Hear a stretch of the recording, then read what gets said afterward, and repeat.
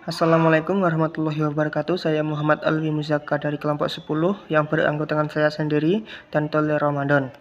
Saya akan mempresentasikan tentang Pancasila dan permasalahan-permasalahannya. Yang pertama, Pancasila dan permasalahan SARA. Konflik dapat berupa konflik vertikal, misalnya antara si kuat dengan si lemah, antara penguasa dengan rakyat, antara mayoritas dengan minoritas, dan sebagainya. Yang konflik kedua, konflik horizontal ditujukan misalnya konflik antar umat beragama, antar suku, antar ras, antar golongan, dan sebagainya. Jurang pemisah ini merupakan potensi bagi munculnya konflik. Beberapa prinsip yang dapat digali dari Pancasila sebagai alternatif pemikiran dalam rangka menyelesaikan masalah SARA. Antara lain, pertama, Pancasila merupakan paham yang mengakui adanya pluralitas kenyataan, namun mencoba merangkumnya dalam satu wadah keindonesiaan. Kesatuan tidak boleh menghilangkan pluralitas yang ada, sebaliknya pluralitas tidak boleh menghancurkan persatuan Indonesia.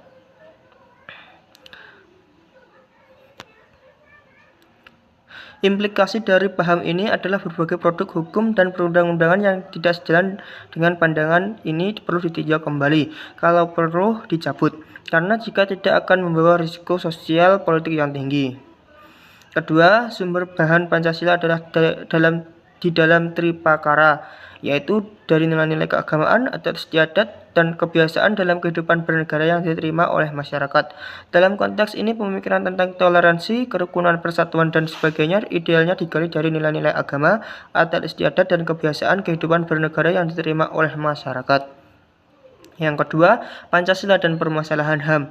Hak asasi manusia menurut Persatuan Bangsa adalah hak yang melekat pada kemanusiaan, yang tanpa hak itu mustahil manusia hidup sebagaimana layaknya manusia.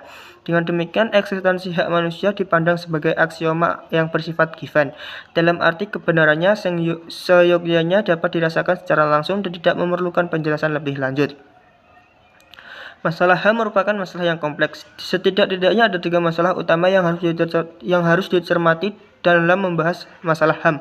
Antara lain, pertama, HAM merupakan masalah yang sedang hangat dibicarakan, karena topik HAM merupakan salah satu di antara 3 masalah utama yang menjadi keprihatinan dunia. Yang kedua, HAM syarat dengan masalah tarik ulur antara paham universalisme dan partikularisme. Paham universalisme menganggap HAM itu ukurannya bersifat universal, ditetapkan di semua penjuru dunia. Sementara paham partikularisme memandang bahwa setiap bangsa memiliki persepsi yang khas tentang HAM, sesuai dengan latar belakang historis kulturnya, sehingga setiap bangsa dibenarkan memiliki ukuran dan kriteria tersendiri.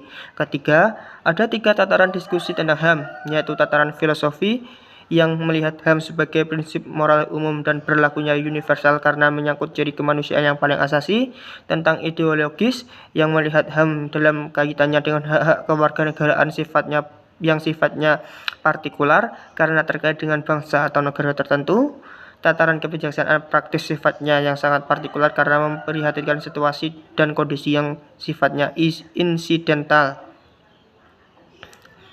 Hak asasi manusia dalam pembukaan Undang-Undang Dasar 1945 masih bersifat sangat umum.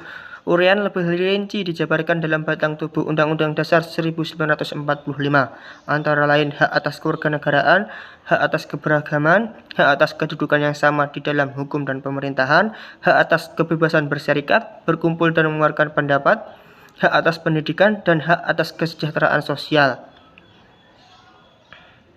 Dan yang terakhir, Pancasila dan krisis ekonomi. Pertumbuhan ekonomi yang telah terjadi pada masa Orba ternyata tidak berkelanjutan karena terjadinya berbagai ketimpangan ekonomi yang besar, baik antar golongan, antar daerah, dan antara sektor, akhirnya melahirkan krisis ekonomi.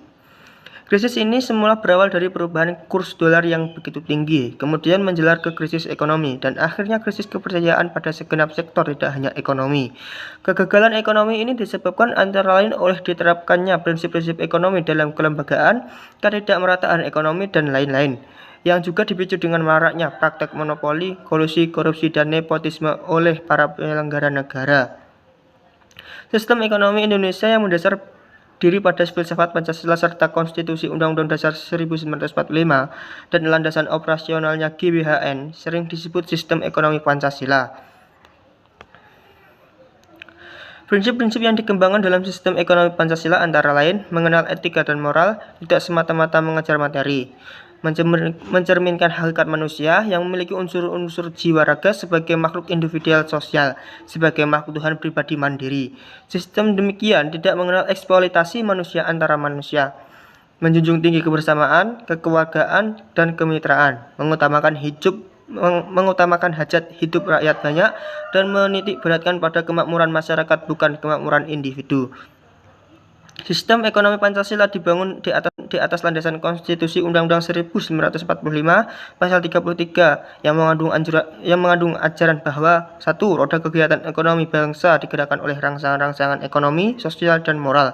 2. Seluruh warga masyarakat bertekad untuk mewujudkan kemerataan sosial yang tidak membiarkan adanya ketimpangan ekonomi dan kesenjangan sosial.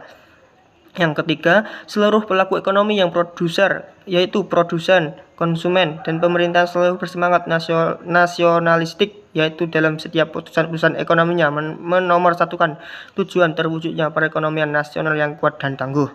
Keempat, koperasi yang bekerja secara kooperatif selalu menjiwai pelaku ekonomi warga masyarakat, demokrasi ekonomi atau ekonomi kerakyatan dipimpin oleh hikmah kebijaksanaan dalam permusyawaratan perwakilan.